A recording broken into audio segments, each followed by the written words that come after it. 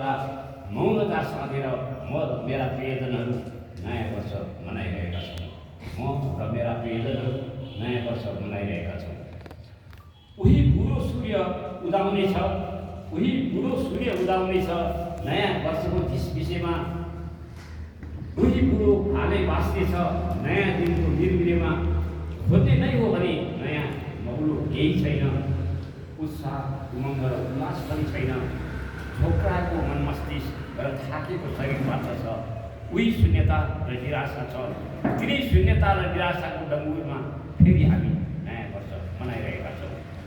के आकाश, के जुन तारा केही त नयाँ देऊ, नयाँ दिनको अनुभूति र नयाँपन केही पाउन सकेको भएको मनाउनु उल्लासका साथ नयाँ वर्ष।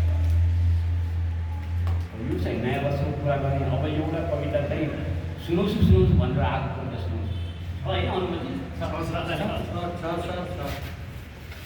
दोहन जारी छ,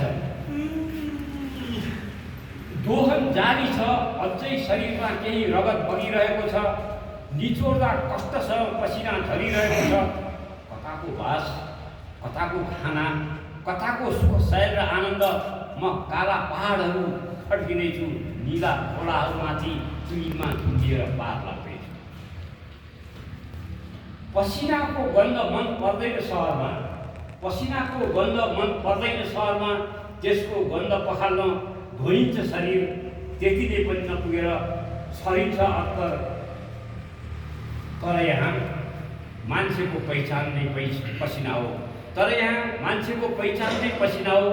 पसिना तप्केर माथादेखि जिउलोसम्म तर बग्दछ पसिना, छाती पिठ्यू र पुट्ठासम्म।